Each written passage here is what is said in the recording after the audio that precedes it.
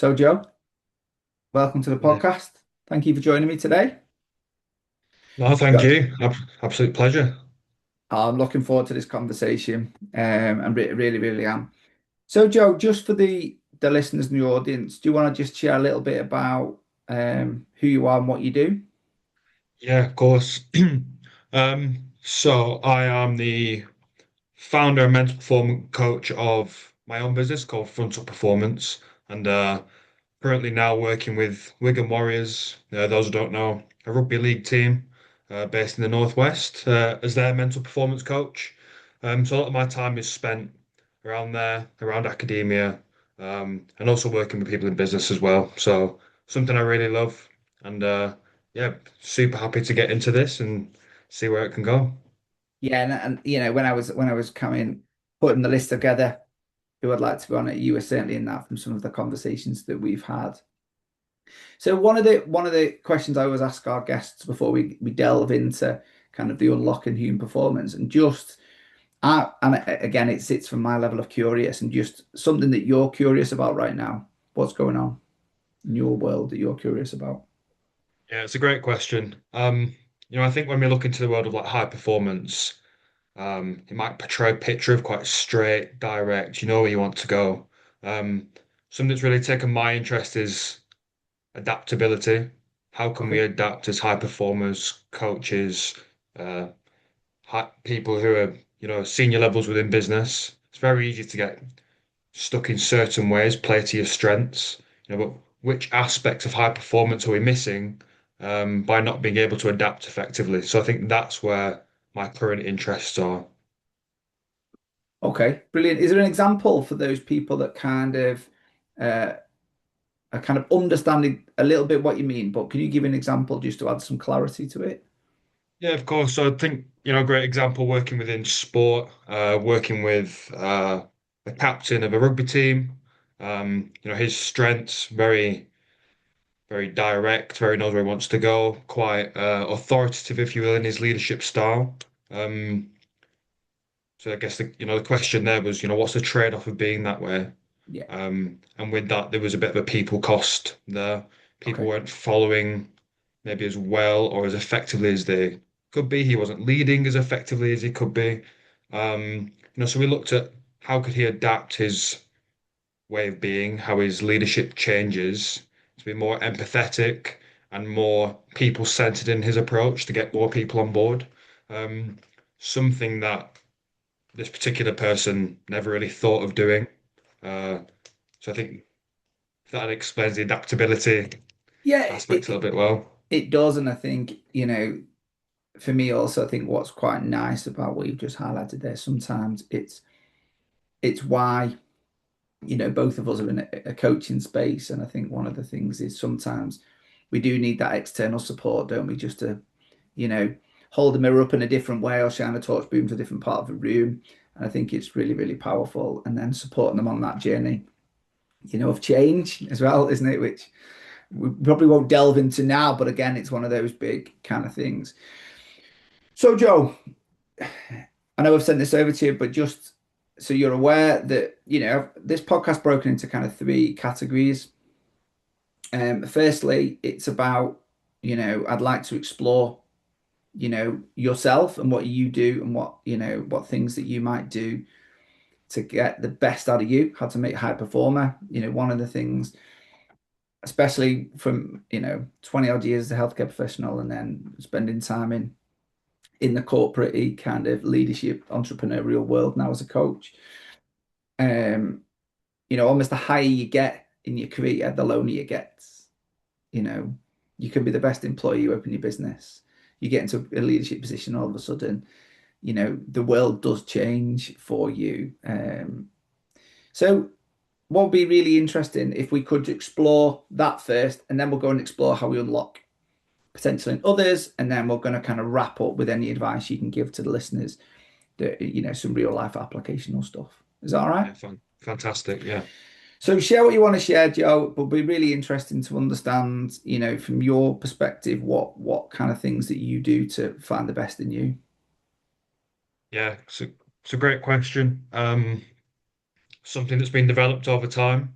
Uh, struggled with, hence kind of exploring coaching with a different coach beforehand and then kind of going to the space myself.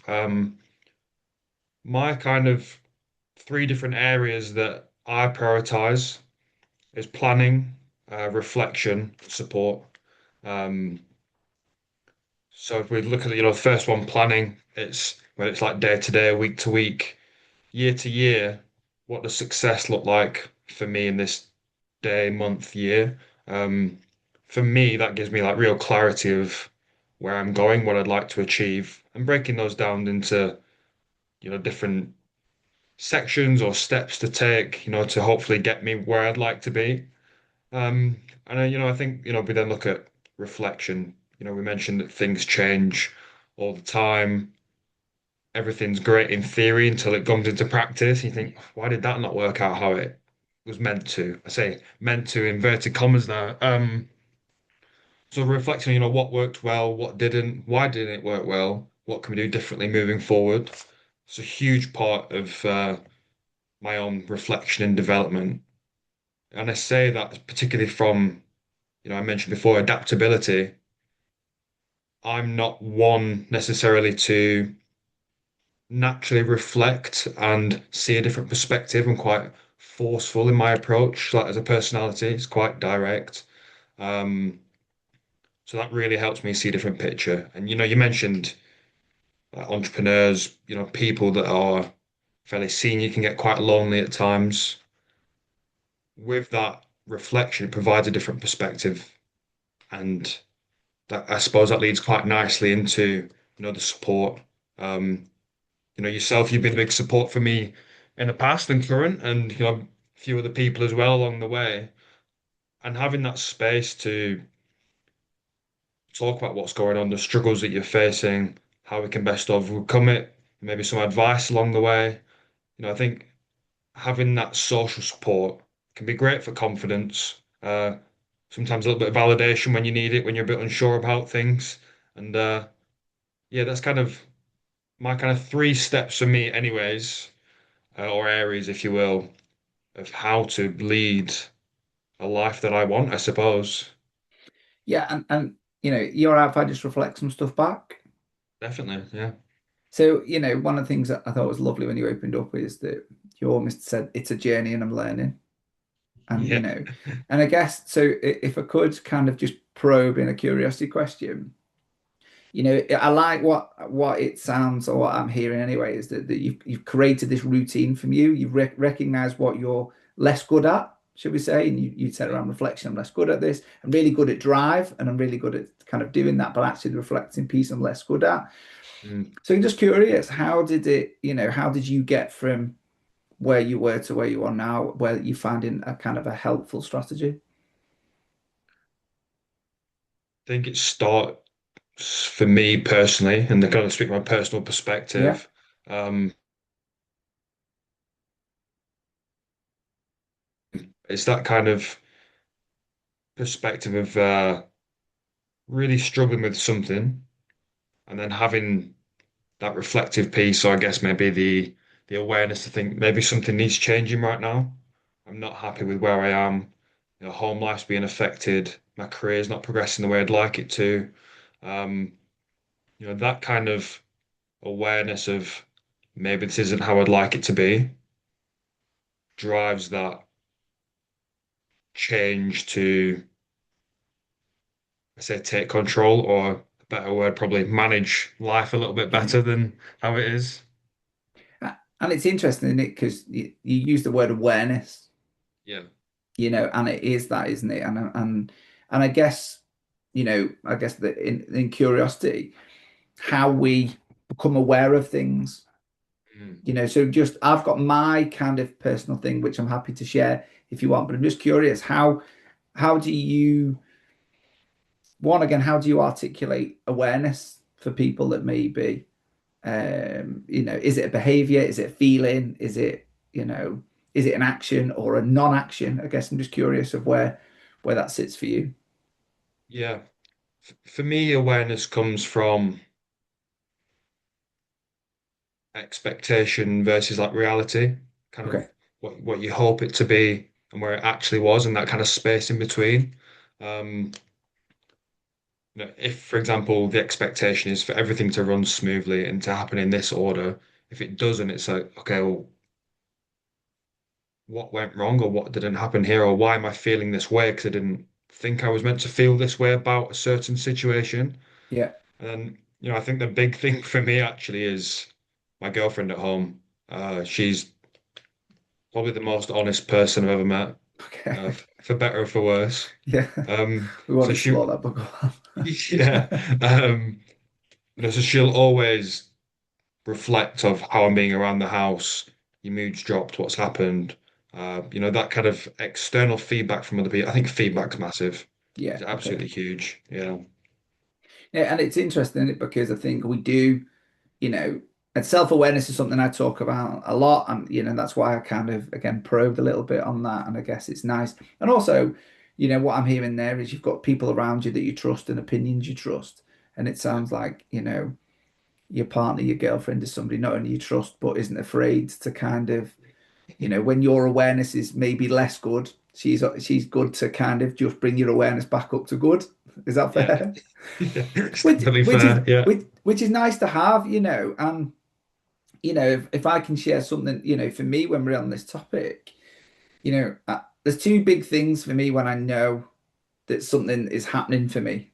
One, I get a really almost increased kind of mental headspace where I just feel like my lack of clarity in thought is really poor. And that Yeah. I've learned along the way that that's my okay. You've got your balance wrong here. Something isn't Yeah. quite, and it's to the point where I can kind of simple tasks feel quite difficult, or I Mm. get irritated quite fast, which is the second one. So Yeah. I use the analogy that you know we've got a dog and a cat, right? So the cat will just paw on the back window. Now normally I laugh at it, but when I don't laugh at it, as in to say, "Wah!" I know that's also a trigger for me to go, okay, what's Yeah. going on in my world where my balance is a little bit good? What do I need to Mm. stop and do? And so going back to what you were saying, about this reflection piece and then what do you do with it?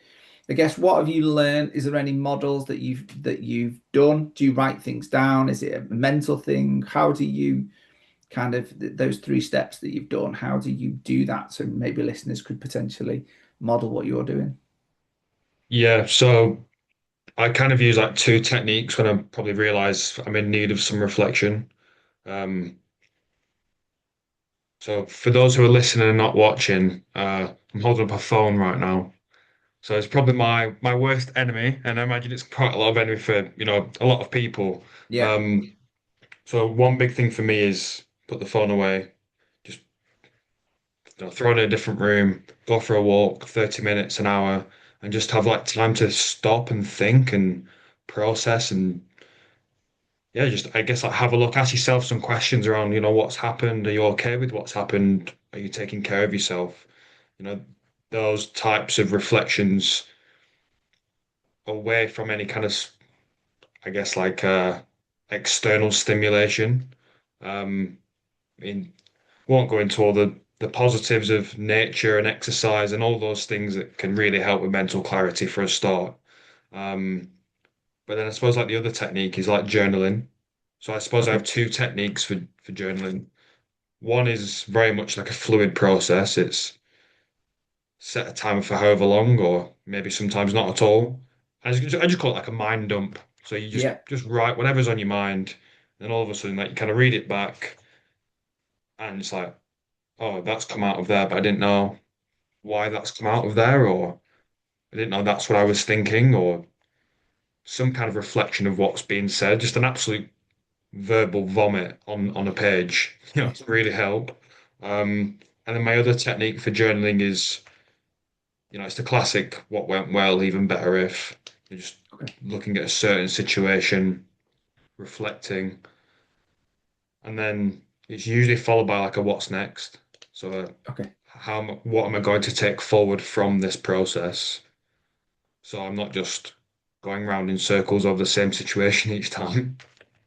I think that's a really nice adjunct, point to make, isn't it? I think there's Mm, one point of writing stuff down, but yeah. I always use, so what? Yeah. What are you now going to do with this? And I think that's a really nice thing. My last kind of curiosity question on this, because I'm really, really interested, because I think this is going to be really, really helpful, is how disciplined are you at kind of doing that on a consistent basis? Is that something that you might plan in a week, in a month to do, or is it quite sporadic of when you get to a point where you feel like you need to do it? Yeah, a great question. And I think it's really important to be honest. We can talk about all these models and I could say I do it every week. Um, but I tend to do it more sporadic. Whether that's helpful or not, Yeah, I'm not sure. yeah. But it tends to be when that awareness comes of I probably need to do something about it. That's when I might do it. Um, maybe in an ideal world when life doesn't get in the way and other things happen. It probably is something I would like to do every month, every week, whatever it looks like. It's different for everybody, right? So it's some people's a fine week to week, and at the end of the month it hits them. So it's finding what works for you. And at the minute, doing it when I need to seems to be fairly effective. And ultimately that is all that matters, isn't it? That, I if think you so. if you find something that works for you, that's effective, and takes you to, I think that's important. And I guess I kind of asked the question out of, because I think there is, from my experience anyway, high performers and people that want to drive forward, they put an awful lot of pressure on themselves, don't they, to be perfect or Yeah. excellent in everything they do. And, often, you said it there, that life does get in the way and stuff does come up. So I think sometimes it's going back to your curiosity word, being adaptable, that you might choose to do it every month, or once every month, or every week, or Mm, something may come up. So actually being comfortable with what you're doing, and again, it's find out what works for you. absolutely. I think it's so easy to listen to self-help gurus and tell you this is the perfect result and process to get where you want to be if you reflect on every day and set goals and do this and that. It's like, mm, what about life? Where does life come into this? And how do we accept and adapt to what's being thrown at us in that moment, right?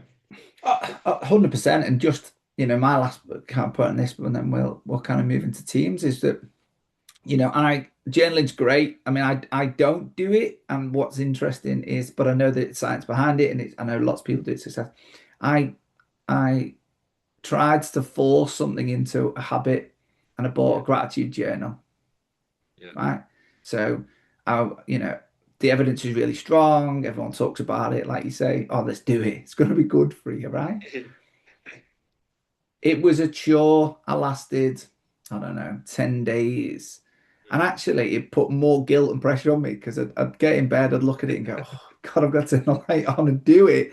Then actually, just where I'm taking this out of my room, it's not helpful.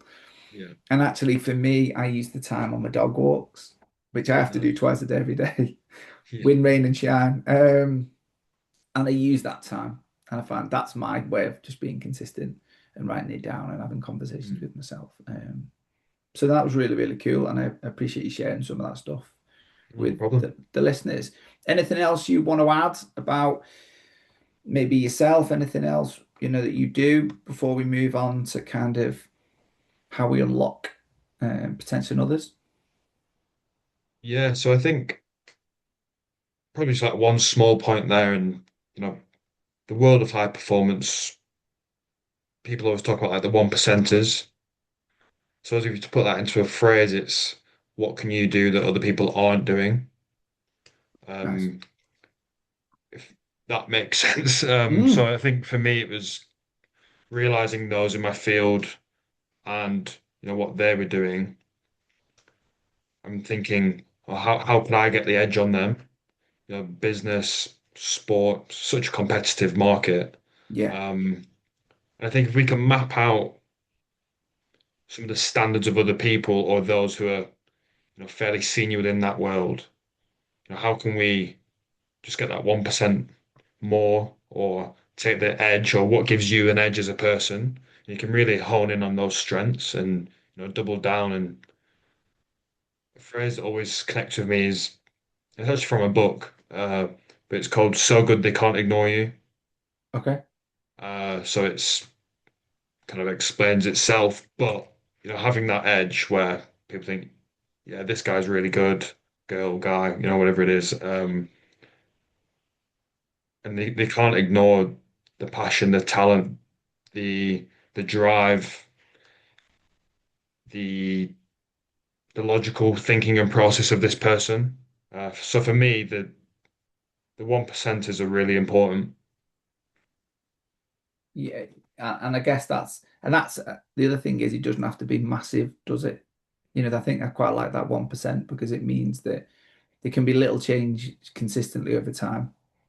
And Absolutely. I think that's the key thing is around change. Some people feel that they have to make real big steps, you know, Mm. in a short period of time. And actually, a lot of the evidence just says, look, if you can just do those 1% consistently every single day, actually, you are going to win longer and faster and hopefully without burnout, which Yeah. again we see an awful lot of. But I do Mm. like a lot of that. A lot of the boxers say that, don't they? That's why they run on Mm. Christmas Day and do things because they'll always turn around and say, look, that no one else will be up running on Christmas Day. Yeah. And obviously, So there's a trade-off to that as well, isn't there? It's correct. Yeah, I was if going to you're lean into yeah, constantly pushing and driving, yeah. what is the trade-off of that? And it could be burnout, stress, relationships, and then there's another debate and question there around does that then hinder the performance that you're striving for? And I would say it absolutely does. Hmm. So again, a huge word, but it depends, and it's balance, isn't it? It's finding what's right for you and the recipes and ingredients that support your version of high performance, not everybody else's. Yeah, and I think that's so important. I think that is so important to realize it's your version, isn't it? And again, going back to the kind of, you as well balance. And again, I would come back to that self-awareness piece as well. Yeah.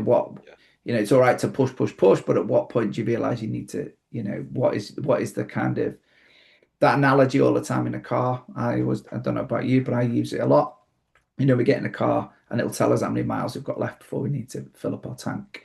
As humans, we don't really have that. So it's just what indicators are you using to Mm, allow you to do that? With all the metrics now, I know if I'm out balanced, I know my sleep is bad. yeah. I track that so I can tell. Actually my watch tells me off or my sleep app tells me off and what you're doing in your life because something's not right. And then when you look back, I'm also aware of behavior. So I think it's a really important thing to say, everyone listening is on an individual journey. Yeah. And that's the whole point of sharing these kind of conversations and these stories is to realize that, one of the things is you're on your own and actually, it is your own journey and finding what works for you sometimes can also be Yeah. a bit trial and error, can't it? Which Definitely. not everyone wants to hear, but actually it is, isn't it? You know, I going think back so. going back to my gratitude journal. I tried it. That just doesn't, it's not for me, but I find Yeah. different ways to do it. So Joe, what I'm really curious about now, so you know, if we look at a lot of the stories, and especially the people I work with, Mm. they can be really good, especially high performers. They're good at, and obviously are good because they've achieved something. They move Mm. into positions of either leadership, or they've moved into coaching, or they've moved into other things. When now it's less about them, more about how we get the best out of others. Of course. So just curious to lean in this. Where would you like to begin this kind of unlocking others? Oh, So I think the word that popped out to me straight away, when you were talking about that is like vulnerability and authenticity. nice. This idea of connecting with others from a really authentic place, not portraying somebody or a leader who you think would be effective, but an effective version of yourself, if that makes sense. Yeah, I think authenticity is the word that pops out to me straight away there. Can you just explore, because again, being vulnerability is certainly, something that's Mm. I see and people talking about a lot. I guess there's how do we, if you are a leader or a listener or a high performer, and it, you know, How do we begin? Can you any tips or hints to how to become comfortable with that? With the authentic side. Or and being vulnerable. There is a Yeah. certain element of going, when you try and tell a leader or you explain or you're talking around people listening to this and going, I'm not letting me guard down. So is there anything around that that you could explore for the listeners? Yeah. I think vulnerability, first off, like anything, is a skill that's trained and developed over time. It's Brilliant. not to be vulnerable straight away if you're maybe the type of person currently that really struggles to be vulnerable. Um, I think for me, it comes from self-confidence. This is just one aspect of being vulnerable. Um, and I suppose leads into that authenticity side again. But if you are comfortable in yourself as a leader, as a person, as someone talking to others, you're okay with making mistakes. If vulnerability is all about, I can't be found out, I can't be making mistakes, I mean, one, I don't think you're probably going to be as effective because we have to make mistakes to learn.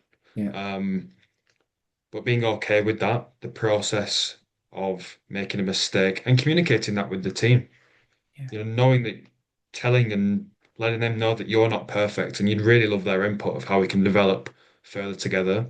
It's not a one man commands all. It's very like certain scenarios, everyone coming together and supporting a greater vision and goal that they've defined as a team. And I think bringing people on board rather than telling them what to do, I think it's a great way of developing relationships, vulnerability, communication, and you'll probably find that people come along on board a bit easier as well. oh no, 100%. And I think what we both sing from a very similar hymn sheet, don't we? So I think that's really interesting. I guess what I'd like to explore, so moving then into, okay, so having you, I heard from you that you're saying it's about confidence, about you being vulnerable. Mm. How do you then create an environment where people feel that they can be the same? Because it's great that you can do it, you know, for people to put the hand up and challenge or to come up with ideas or innovate. I think that's what you were saying. How do we create a vision together? We've all been in rooms, haven't we, where there's the one loud voice and there's the quiet one in the corner that isn't contributing anything. So I guess how is there any, from your perspective, any kind of hints and tips? You smiling, Nick, this is a big topic, isn't it? How do we create an environment where, that vulnerability and authenticity, that behavior then can be modeled by each and every person of that team? Yeah. As you said, I'm smiling and laughing because it's a very chunky topic. Yeah. No. Culture as a You can cover whole, it. You can cover it in the next 10 minutes, right? cover it in two. No, All right.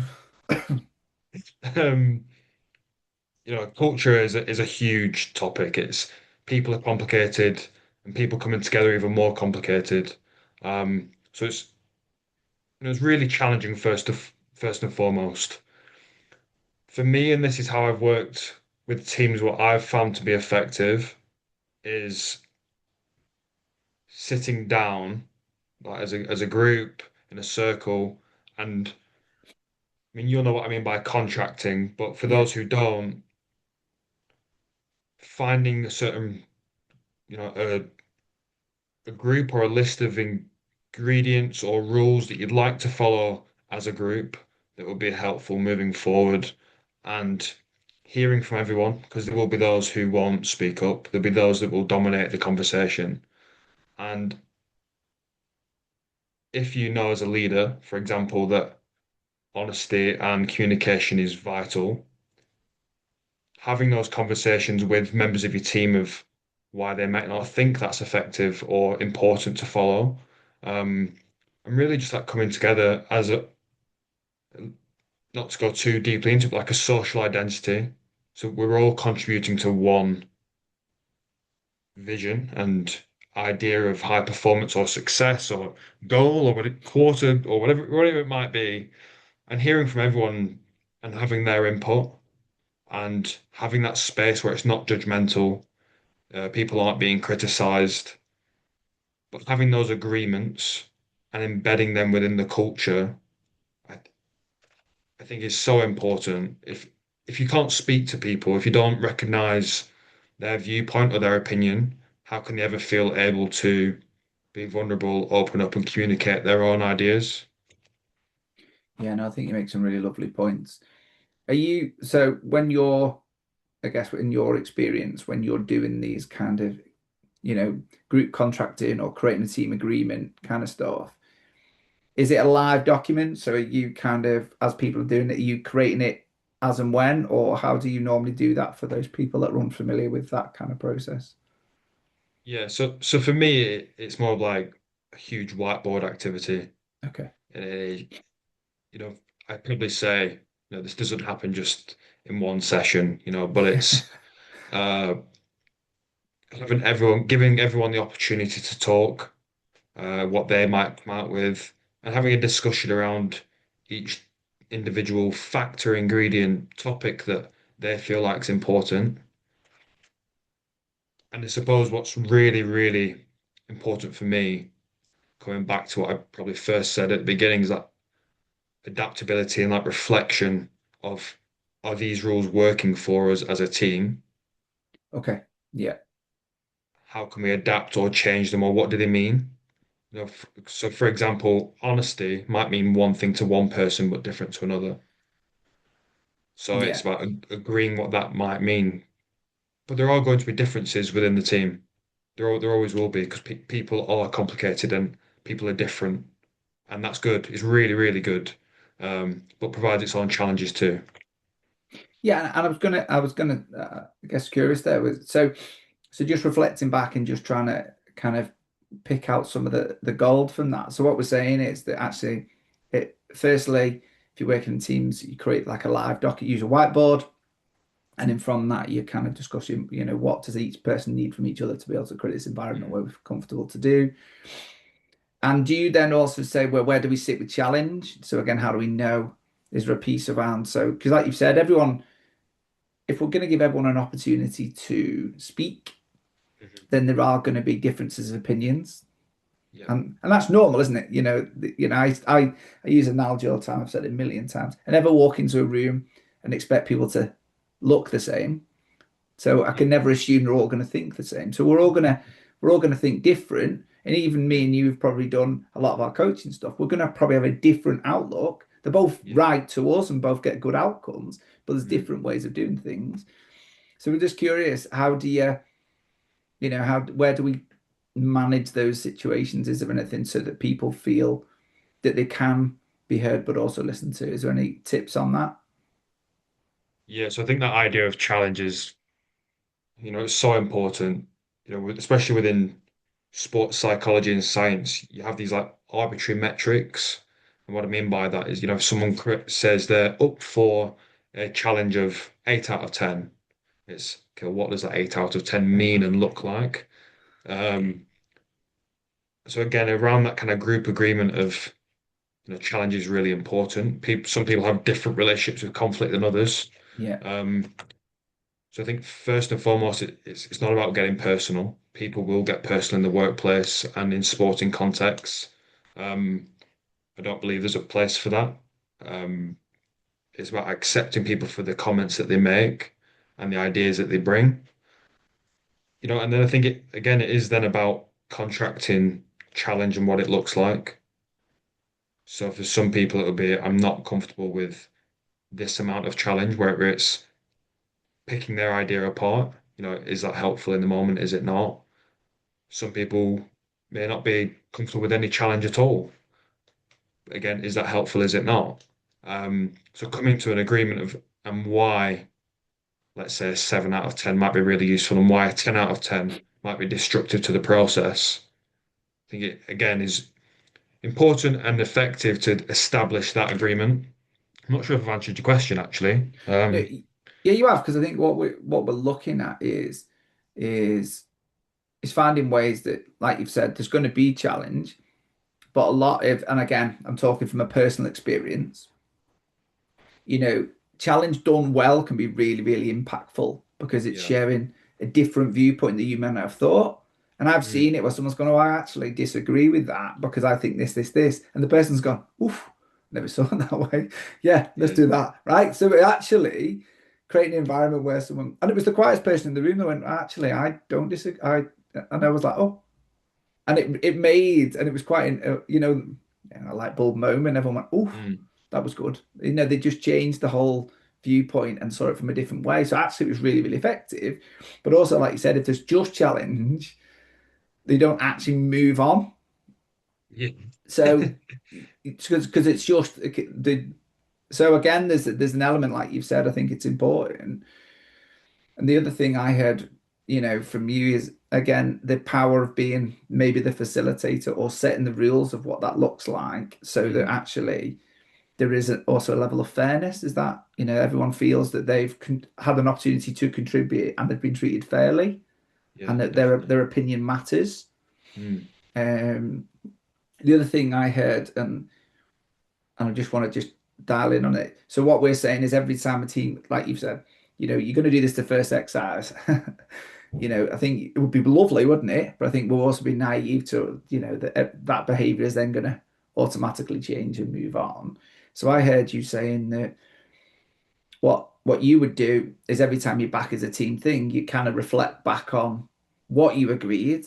And then Yeah. also, part of that reflection is going, okay, so what is working, what hasn't worked? How do we need to adapt? Did I hear that Yeah. correctly? Yeah, that's right. Yeah. Okay, cool. But it's a being comfortable again, coming back to that word, been used a lot. It's good. The adaptability, because even Yeah. where, if you're working with a new team or you're in a new leadership position or you're listening to this and your team you don't feel as being effective as they possibly could do. So you think, right, I need to start I need Mm. to start exploring these different things. It's realizing that actually even, version one might not be the same as version eight, Yeah. and they could be different. But again, it's to just try and make the team work as better. No, Yeah. that's really good. Yeah. And just on that as well, I remember when I was working within kind of like the performance and leadership space in like a corporate area within London at the time, and they had a really, really, really effective process for feedback.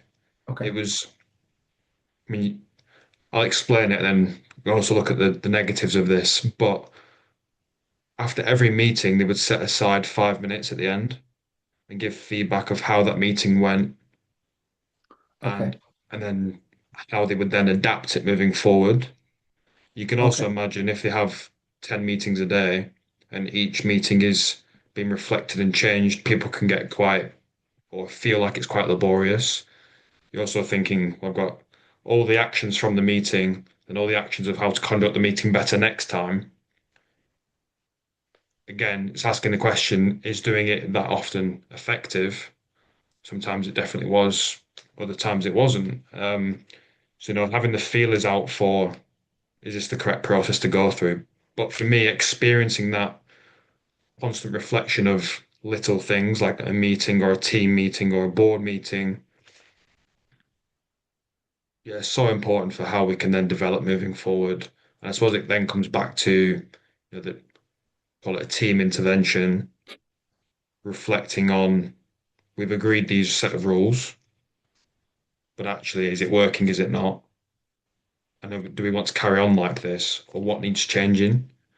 And again, providing that fairness and openness and communication with everyone to have their say, because like everyone doesn't look the same, everyone doesn't think the same, as you Mm. said. So it's yeah, just like a really, for me, it's a really important aspect of developing teams. Can I explore a little bit that with you? Sure. So part of me's thinking there, so if you had to change every meeting, how do we know if things are working? I guess that would be my, because it, I would love to say, someone teaches me a new behavior book, I'm aware of a new behavior, and all of a sudden next week I've got them nailed, right? I don't think my humble opinion is people aren't do like habit change takes a while. So what if is there anything around the, and it might be from your academic understanding of the science of, how long do we have to leave something when we've made an altercation change to see actually how long will it take to actually move into becoming normal, if that makes sense? Yeah, so I think you'll probably hear online that it takes 30, 60, 90 days to build a habit, whatever it might be. I'm not sure I totally agree with it. I think it's different for everyone. Hmm. But I think what I do know is that if we're always constantly adapting and changing from minute to minute, day to day, how do we actually know what works? Yeah, that was my point. Yeah, exactly. Yeah. Yeah, yeah, So if it's this needs changing, that needs changing, it's like based on what evidence? yeah, Because we haven't actually seen what ingredient, if you will, yeah, and what does it produce? And are we happy with that or are we not? yeah. So it's totally dependent on context. And I know that's a really rubbish answer. But No, but it's a real one, and that's the reality, yeah, isn't it? I think so. If it's personal life, you might realize that, let's say you want to cut a bit of weight. Um, think, okay, I'm going to eat this amount, I'm going to move this amount, and this is how much I've lost in that time. I think, oh, well, that's quite effective, or I've not lost anything, so I'm going to change and adapt to that. So it's what time frame do you want to give yourself to see results to then change your approach? For people, it might be 3 months. For other people, it might be a month. So it's again really a rubbish answer, but it just depends. People it changes for everything. No, I think it's a really important answer because I think, Yeah. I think one of the, for some people, again, I'm going to use your word again, that adaptability of change, people are very good at. Others in a team will be less good at. Yeah. So it's that analogy. Do we measure it when at the slowest rate rather than the fastest rate? Because Hmm. you might have one person who's dead good at it, but the rest of the team are medium Yeah. or less good. Okay, so actually, there's an element of going. So then we haven't got a team again. We've just got really one individual that's got it and the rest haven't. Or do we wait for everybody? And then it's managing the person that's got it already. Mm. How do we manage with that? With their thing. It's very interesting when you talk to, and you may have experienced this. The employees. I get the opportunity to not only speak to leaders but also teams. And the team Mm. are like, yeah, but he changes his mind every week and we're doing something different every week. So we just start going on that and then we're doing that and then we're doing that and then we're doing that. And they're like, oh.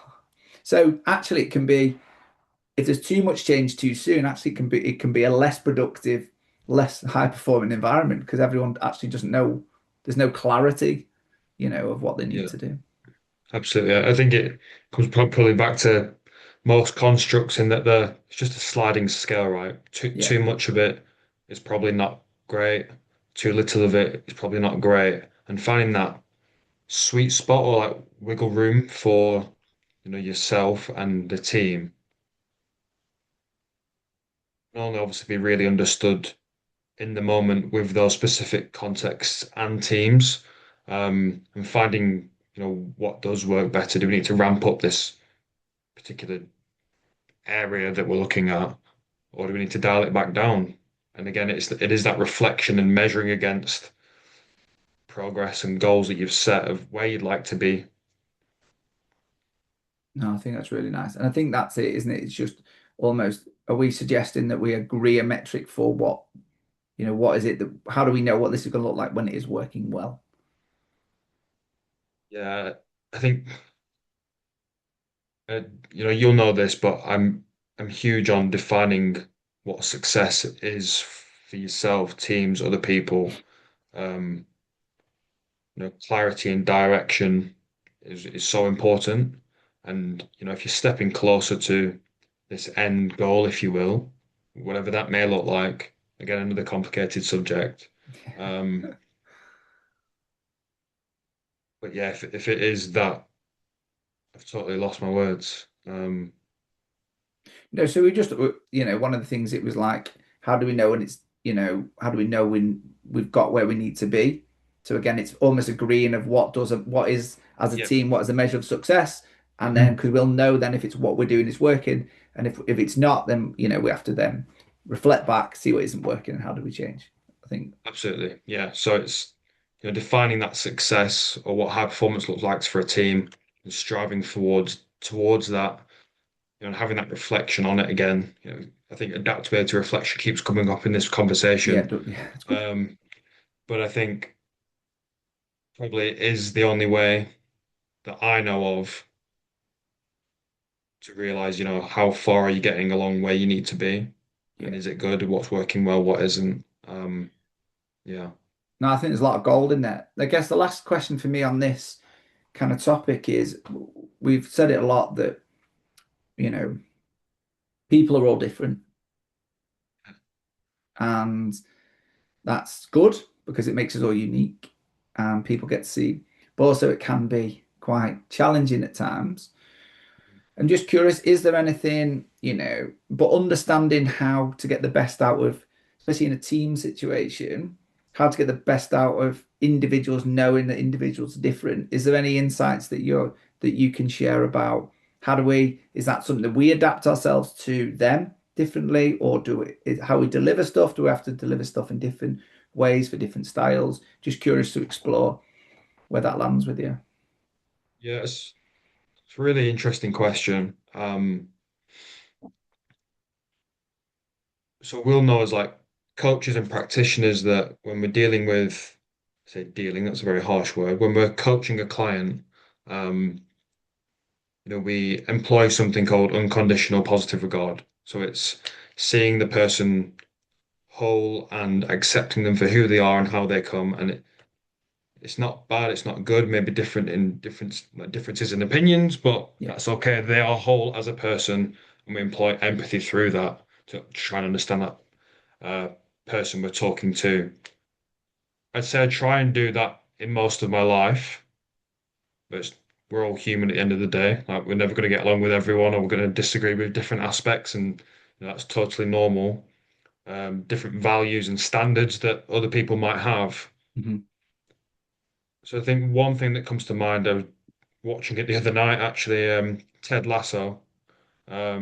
He comes out with a great phrase, and it's be curious, not judgmental. And I think in a team environment, when we all know that we're trying to strive towards a similar or the same goal, and people have a difference of opinions or operate in a different way, to be curious about what that entails for them and what it means, rather than it's different, so it's wrong. So having that mental approach to try and be curious about how can we move together as a team, not yours is wrong, I'm right. Um, Again, people all think in different ways, and that is such a strength in a team. People might think, well, if everyone thinks the same, then it's great. I don't think it is personally. You need I those agree. different opinions. That's how we innovate, I believe. Absolutely. If everyone's doing the same thing, then Mm, actually, where does the innovation come from? I think the innovation comes from difference of opinions and actually building those opinions, isn't it? yeah. I love that quote. In fact, I'm actually trying to find that quote on a mug because I think for this podcast, I want it because I think Yeah. that is, curious, not judgmental. I think is just an absolutely fantastic Mm, lens to view leadership through and dealing with people through. yeah. I think that small phrase means so much, got so much meaning behind it. Yeah, it's really Yeah, no, powerful. no, certainly it's and I no, definitely, definitely, definitely. I guess, you know, for me also it's just coming from, and the only thing I would add, and I'd be curious where this lands, and then we'll move on to some advice. We never really know what's going on in someone's world, do we? It's and for me, when I first listened to Stephen Covey's Seven Habits, is it Seven Habits of Highly Effective People? I listened to the audio and it was talking about him when a guy on a train and his kid, and this kid's running around, and actually he saw it as going, this guy can't control his children. And then when he speaks to the fella and finds out that the mum's passed, Yeah. all of a sudden this lens that we're seeing things through, and we truly don't all know what's going on in people's world, do we? And I think, if you're a leader and you're seeing people behaving in a less effective and less good way, sometimes maybe that's a behavior that's changed over time. Maybe sometimes it's about, leaning into curiosity, isn't it? To say, okay, I'm just curious what is going on in their world that means they are doing this, or we've had this conversation 4 or 5 times. Mm. Why isn't things changing? Again, I think that leaning into curiosity certainly, for me anyway, been really, really beneficial in my life.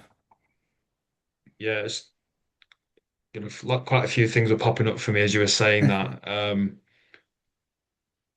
I hear a lot of the times in like the place of work that leave your personal life at home when you come to work.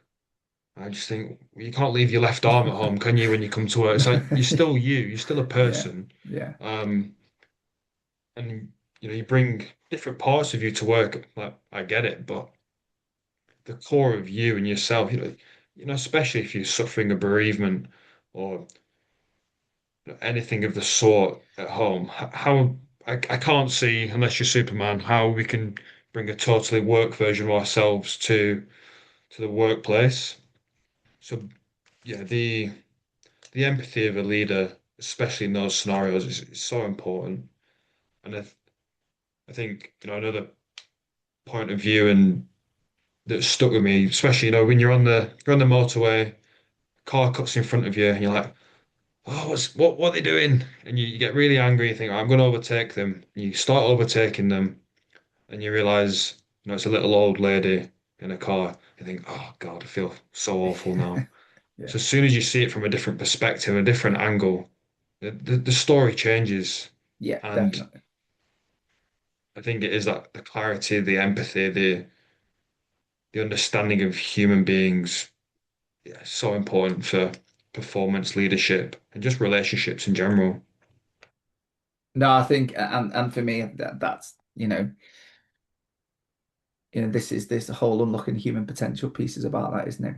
It's the human part first, isn't it? I lean into the human part, but I'm actually, before I even want to know what role they are, Yeah. that's the bit. So I think that's really, really important.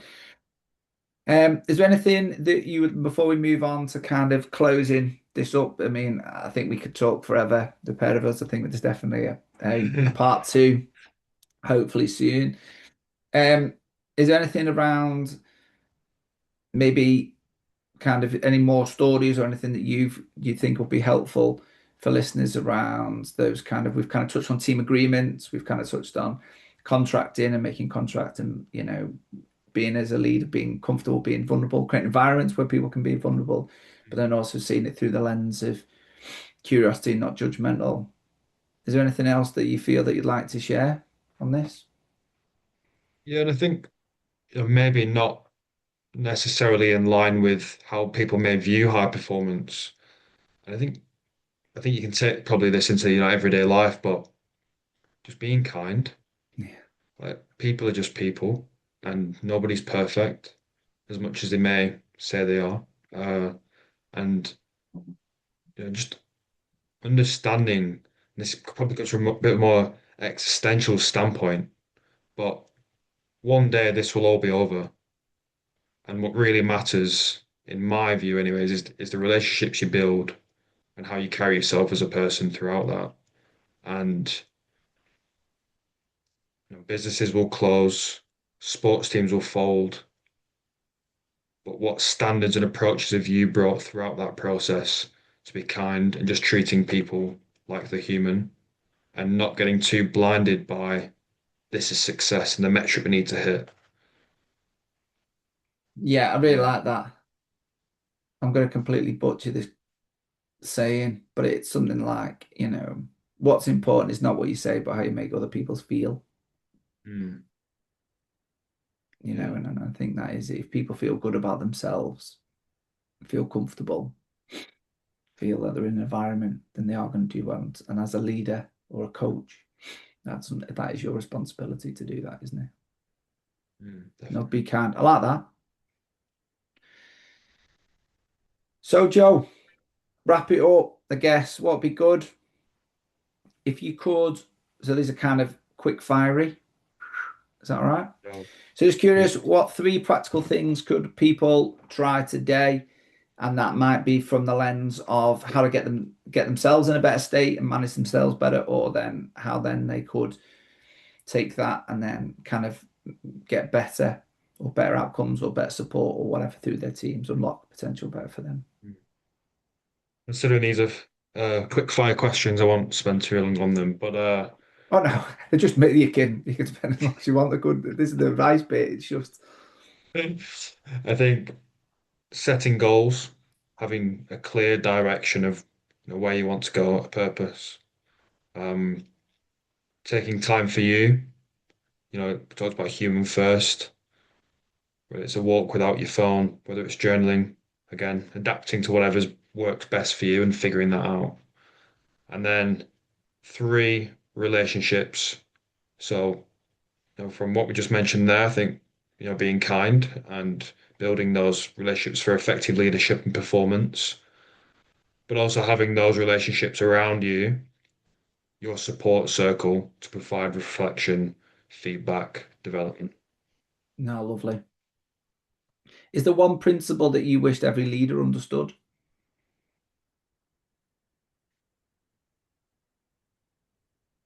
It's not all about the metrics. Nice. And then there's been loads of insights in this conversation. Any advice on what people listening can take these insights and how to then turn them into some actions? Yeah, I think for me, a big one, and I mentioned it previously, but it's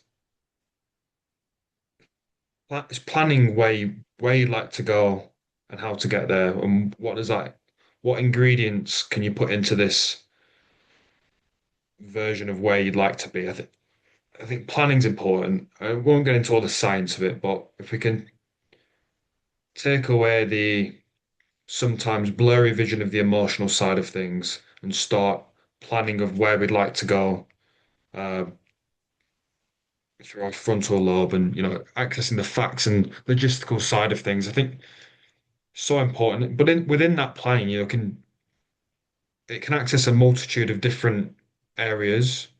And for me, it's all about surrounding yourself with the right people. Like I don't know about you, Andy, but for me, I wouldn't have got to where I am today without the right support and help of other people on a similar level or those who have been in the industry for 30 years. Um, and just having that guidance, support, the kindness, generosity from maybe an entrepreneurial perspective, like connections into different places, building those relationships. Um, yeah, I think can be really, really powerful. Planning and connections. No, nice. Really nice. Nice. So for people listening, if they want to get in contact or reach out, where can they follow you and how can they get in touch? So on Instagram, it is frontal performance, and then website is www.frontalcoaching.com. Brilliant. And what you on with next? Anything exciting? I am just about to go for a run, Oh, nice. and the weather's not particularly nice, so Okay. we'll see. Some state management. Yeah, I think so. Brilliant. And if you could give one final challenge to the audience, what would it be? Spend 60 minutes without your phone and A see day, what a comes up. week? What? Uh, just as a one challenge thing. Just Just a one off, just say, can you stay 60 minutes without getting at your phone and see where it lands? see where it lands, what comes up for you. Do you want to carry it on? Awesome. Thank you. Before we sign off, is there anything else you want to share? No, I think that's everything from me, Andy. Again, once again, thank you. It's been an absolute pleasure. Always good to Oh, catch up. yeah, it's been a really Um, nice conversation. I really appreciate your insights and your honesty. It's been lovely. Thank you. no, pleasure. Thanks, Andy.